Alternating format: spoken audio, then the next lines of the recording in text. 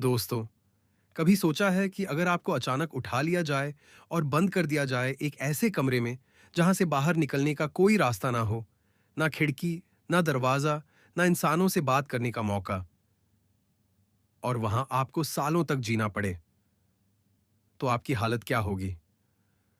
आज हम बात करेंगे एक ऐसी ही कहानी की जो सिर्फ बदले की नहीं है, बल्कि इंसानी जुनून, पागलपन और किस्मत के खेल को सामने लाती है। ये है old boy 2003। Opening scene film की शुरुआत होती है सियोल शहर में। रात का समय है, बारिश हो रही है और पुलिस स्टेशन के भीतर एक शख्स को पकड़ा हुआ है। उसका नाम है ओ डेसू। डेसू शराब पीकर हंगामा कर रहा है। उसकी हालत देखकर साफ लगता है कि यह इंसान अक्सर शराब में डूबा रहता है। पुलिस उसे रोकने की कोशिश करती है, लेकिन वो लगातार बकबक करता रहता है। वो कहता है, मुझे मेरी बेटी के लिए तोहफा लेना है। आज उसका बर्थडे है, मुझे जाने दो। लेकिन पुलिस वाले उसकी एक नहीं सुनते। इसी दौरान उसका दोस्त जूहवान, नो जूहवान, पुलिस स्टेशन पहुंचता है और उसकी जमानत करवाता है। जूहवान उसे डांटता है, ढेसू, तू कब सुधरेगा? बेटी का बर्थडे है और तू यहां थाने में बैठा है। ढेसू हंसकर कहता है, क्या करूं, मैं ऐसा ही हूं। रहस्यमयी किडनैपिंग थाने से निकलकर दोनों बाहर आते हैं। जूहवान थोड़ी देर फोन पर बात करने के लिए रुकता है और डेसू को कहता है, रुक यहां, मैं अभी आता हूं। डेसू, जो नशे में धुत है, सड़क पर इधर उधर घूम रहा होता है। तभी अचानक जैसे कोई उसकी तरफ आता है और पलक झपकते ही डेसू गायब हो जाता है। हाँ दोस्तों, डेसू का किडनैप हो चुका है। रहस्यमयी कमरा जब डेसू आंख खोलता है तो खुद को एक अजीब से कमरे में पाता है। कमरा ऐसा लगता है जैसे किसी होटल का छोटा सा रूम हो। अंदर एक बेड है, एक टेबल है, टीवी है और बाथरूम है। लेकिन दरवाजा बाहर से लॉक है और खिड़की में सिर्फ लोहे की सलाखें। डेसू पहले तो घबराता है। वो चिल्लाता है, मुझे छोड़ो, कौन हो तुम? क्यों बंद किया है मुझे? लेकिन कोई जवाब नहीं मिलता। दिन बीतते हैं। उसे हर दिन खाना दिया जाता है, लेकिन सिर्फ दरवाजे के नीचे से। कभी वो फ्राइड डंपलिंग होता है, कभी नूडल्स। डेसू समझ नहीं पाता कि ये सब क्यों हो रहा है। पहली हैरानी, टीवी उसके कमरे में लगा है। यही उसका एकमात्र सहारा है। वो टीवी देखकर बाहर की दुनिया से जुड़ा रहता है। फिर एक दिन टीवी पर खबर आती है, उसकी पत्नी की हत्या हो चुकी है। और शक किस पर जा रहा है? उस पर। ओह डेसू! ये सुनकर वो अंदर ही अंदर टूट जाता है। मतलब दुनिया अब उसे एक मर्डरर मान रही है। उसकी बेटी उससे छिन गई है। डेसू रोता है, चिल्लाता है, लेकिन कर कुछ नहीं सकता। वक्त का कैदखाना दिन महीनों में बदल जाते हैं, महीने सालों में। डेसू धीरे धीरे समझ जाता है कि शायद उसे कभी छोड़ा ही नहीं जाएगा। लेकिन उसके अंदर एक आग जलने लगती है। वो सोचता है, जो भी तू है, जिसने भी मुझे यहां कैद किया है, जब भी मैं बाहर निकला तुझे नहीं छोड़ूंगा। वो अपने कमरे में ट्रेनिंग शुरू करता है। दीवार पर पंच मारता है, पुशअप्स करता है और खुद को फिट बनाता है। उसकी एक ही सोच है, बचकर बाहर निकलना और बदला लेना। पहला सुराग, डेसू हर दिन उस कमरे की दीवार खोदने की कोशिश करता है। वो एक छोटी सी चॉपस्टिक से धीरे धीरे दीवार पर गड्ढा बनाता है। ये काम आसान नहीं है, लेकिन सालों तक लगातार वो ये करता है। टीवी पर देखते देखते उसे ये भी पता चलता है कि दुनिया बदल रही है।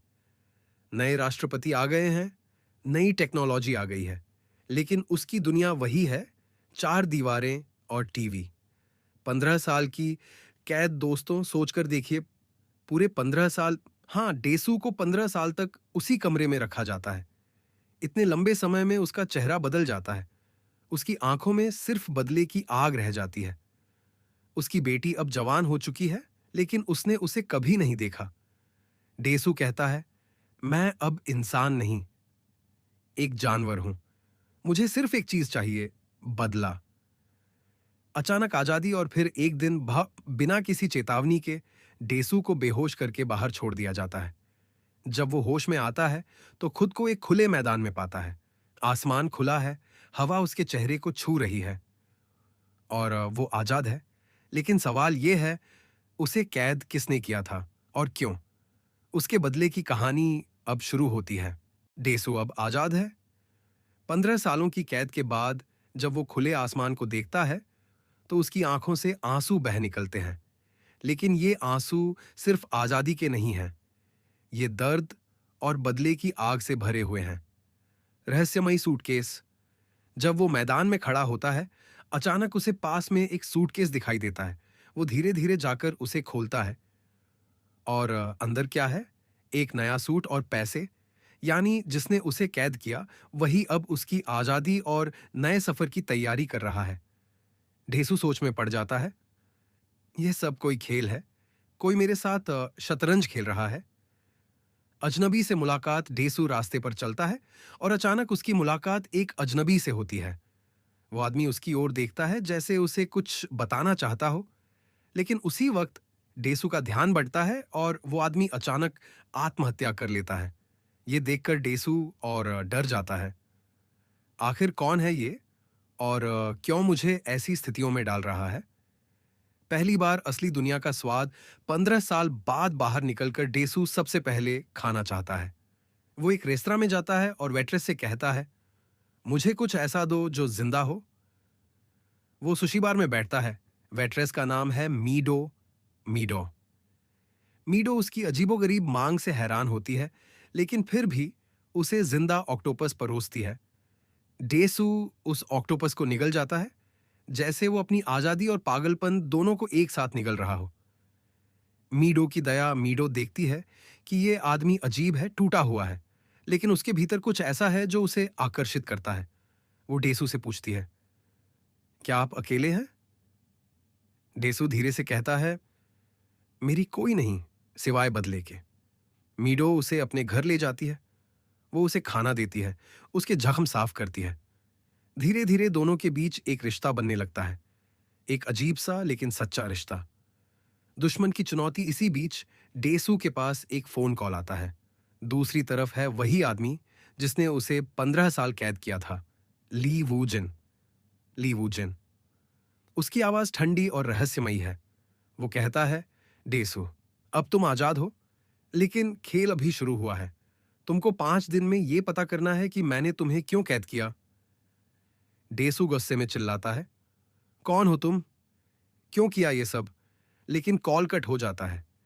बदले का सफर शुरू। डेसू अब पूरी ताकत से सुरागा ढूंढने लगता है। वो उस होटल जैसी जगह को खोजता है जहां उसे 15 साल कैद किया गया था। पता चलता है कि वो एक प्राइवेट जेल थी जहां पैसे देकर किसी को कैद कराया जा सकता है। डेसू उस जगह के मालिक को पकड़ता है और उसे बुरी तरह पीटता है। उसके मुंह से निकलवाता है कि उसे किसने पैसे दिए थे। डेसू का जानवर बनना। डेसू अब इंसान से ज्यादा एक जानवर की तरह बर्ताव करने लगता है। वो हर उस शख्स को मारता है जो उसके और सच के बीच खड़ा होता है। एक यादगार सीन में वो अकेले ही एक लंबा कॉरिडोर पार करता है और दर्जनों गुंडों को सिर्फ एक हथौड़े से मार गिराता है। ये सीन दिखाता है कि 15 साल की कैद ने उसे कितना मजबूत और निर्दयी बना दिया है। मीडो का साथ। इस सफर में मीडो हमेशा उसके साथ रहती है। वो उसे सहारा देती है, उसका दर्द सुनती है और धीरे धीरे दोनों के बीच एक गहरा रिश्ता बन जाता है। वो रिश्ता सिर्फ दोस्ती का नहीं, बल्कि प्यार का। डेसू सोचता है, शायद मैंने सब कुछ खो दिया है, लेकिन मीडो मुझे जिंदा रहने का कारण देती है। लेकिन असली खेल अभी बाकी है। डेसू को धीरे धीरे सुराग मिलते हैं। वो समझता है कि इस खेल के पीछे सिर्फ एक आदमी है, ली वूजिन। लेकिन सवाल अब भी वही है, उसने मुझे 15 साल क्यों कैद किया? मैंने ऐसा क्या किया था? डेसू की खोज अब उसे और गहराई तक ले जा रही है। उसकी आंखों में सिर्फ एक सवाल है, आखिर मैंने ऐसा क्या किया था कि किसी ने मुझे 15 साल तक कैद रखा? लीवुजिन की छाया। डेसू एक एक सुरागत जोड़ता है और आखिरकार वो पहुंचता है लीवुजिन तक। लीवुजिन एक अमीर और ताकतवर आदमी है। उसके पास पैसा है, ताकत है और सबसे बढ़कर एक ऐसा गुस्सा जो 15 साल तक ठंडा नहीं हुआ। डेसू उसके सामने खड़ा होकर पूछता है, क्यों किया तुमने ये सब? मेरी जिंदगी बर्बाद कर दी, मेरी पत्नी छीन ली, मेरी बेटी छीन ली। लिवुजिन हल्की मुस्कान के साथ जवाब देता है, डेसू, मैंने तुझसे सिर्फ एक सवाल पूछा था।